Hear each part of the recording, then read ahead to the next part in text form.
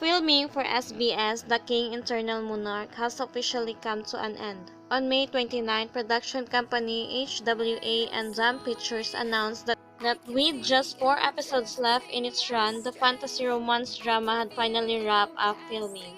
The company stated filming for The King Eternal, which began in October of last year and continued over 8 months, was completed on May 28. HWA and Zam Pictures went on, the drama's unpredictable and endlessly eventful story will continue to unfold in the remaining 4 episodes. The King Eternal first began in filming in North Chung Cheong province in October 2019, and after 8 long months, the drama wrapped up its final shoot with Leeminho and Kimgoeun on May 28.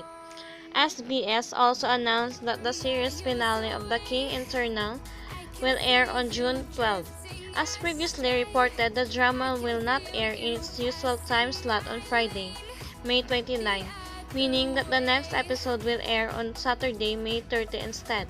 The following 2 episodes will air on June 5 and June 6 as usual. Leegoon as Leeminho, a modern-day emperor of the King of Korea, attempts to cross the barrier into an alternate reality where the Republic of Korea exists in the kingdom's state.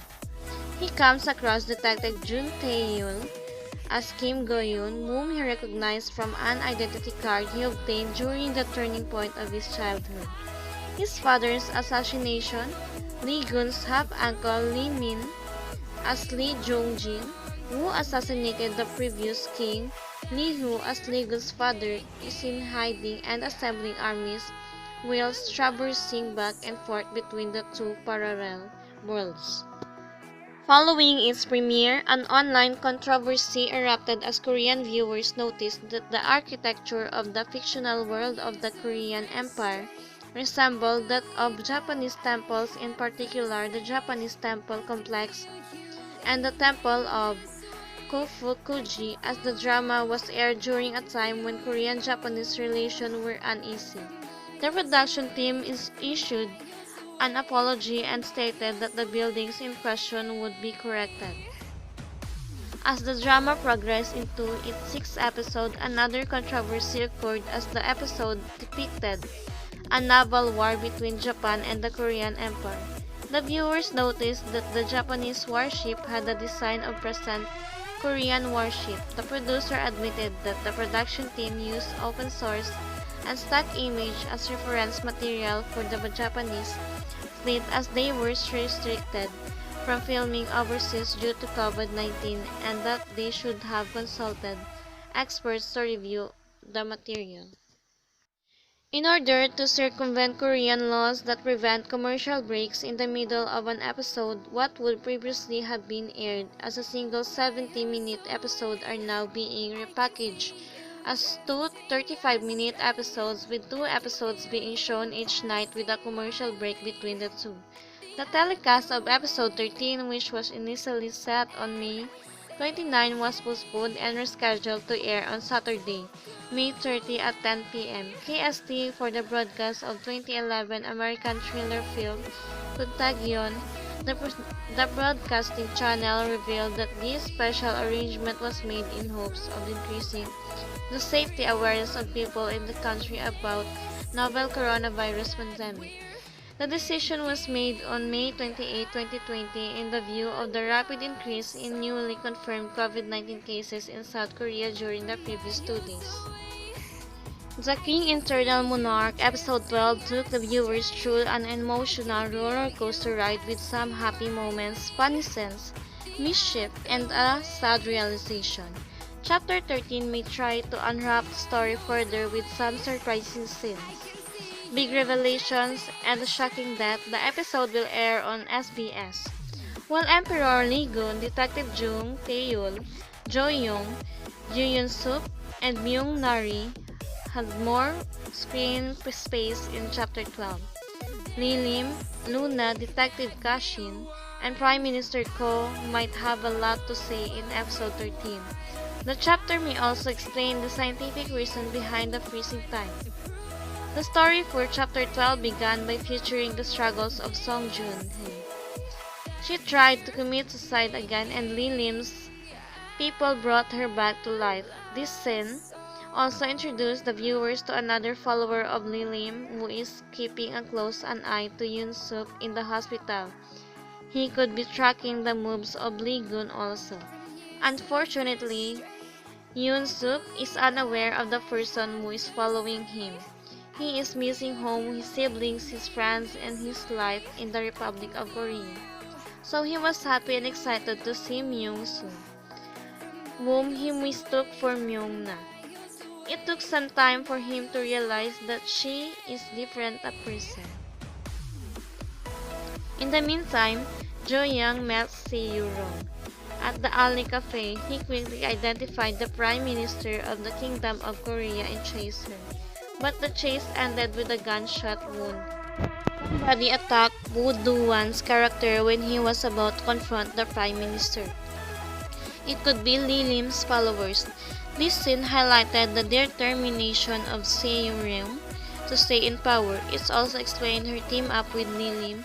She has no interest in Leegun, and she will go to any extent to stay in power. She was least bothered about the injured Ju-young. Se-Yurong left the place as soon as it became crowded. At the same time, Leegun was busy trying his best to track whereabouts of Taeyeol, so that he can reach out on the time to help her. He used all the technologies available in his kingdom to track her. When he succeeded in his mission, the talk of the town was about the future queen. Everybody in the country was curious to know about this. Taeyeol's stay in the palace also raised several eyebrows, but there was one person who was very supportive of the detective. It was Court Lady No Ok-nam. She indirectly confirmed Taeyeol that she also came from the Republic of Korea. They had a friendly chat and she was happy to spend time with the detective. In the ending, Korean actor Leeminho experiencing yet another surge of popularity thanks to Netflix, The Eternal Monarch. The 16-episode fantasy romance drama started airing on April 17 and sees Lee as the king of Parallel World. Even though the series is still ongoing, viewers have noticed a special affinity between Lee and his royal steed Maximus. In an interview with E! News, Lee revealed that he would eat lemon candy with a horse after a rap. Filming for the series recently concluded about 6 months on the set. SBS Star reported on May 25 gifts that Maximus had received from Lee were posted to Instagram. Lee had sent Maximus the gifts to thank the horse for its hard work. According to SBS Star, the words on the ribbon read, "Good job, you did well, Maximus," from Leeminho. Maximus received boxes of carrots, apples, bananas, and sugar cubes.